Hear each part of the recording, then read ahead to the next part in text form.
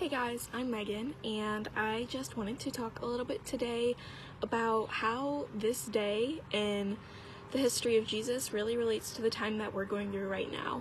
So if you've been following along, you know that yesterday was Good Friday, which is when Jesus died on the cross, and tomorrow's Easter, which is when Jesus raises from the dead.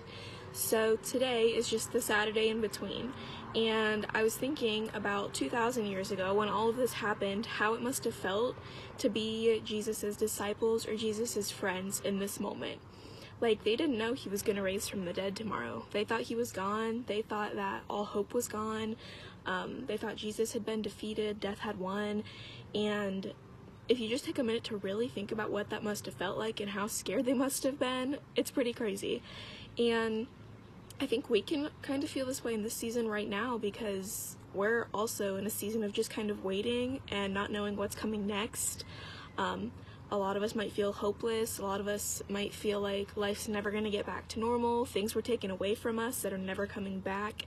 It might feel like coronavirus is winning. And so I just feel like we can really relate to the disciples right now, how they felt the day between Good Friday and Easter.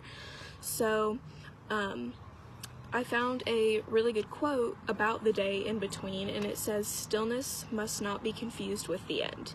So everything was still. Jesus had already died. They didn't think there was any hope, but it wasn't the end.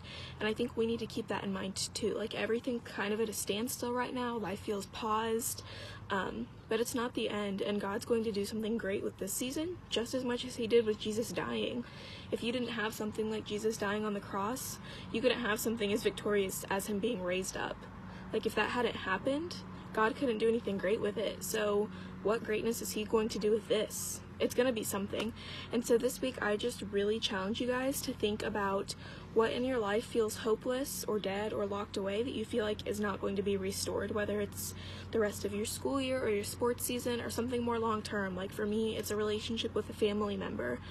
That's been something that has felt kind of hopeless to me for a few years now. But in this season, I'm just trying to restore that hope and remember that if God took something as crazy and seemingly bad as our Savior dying and death seemingly winning and then defeating that and having Jesus rise from the grave, I know he's going to do the same thing with us. And so today is called Sabbath. When you're looking at like Good Friday and then Easter, the day in between is called Sabbath, and that's really just a day where you rest and refocus on Jesus. So after you guys think about whatever you feel hopeless in, I want you to rest in the fact that God is going to do something with it. Rest means not to worry about it. Rest means to just kind of sit back and trust that he's going to do it. Like, you don't have to work for it. You just have to abide in him and he will do the work.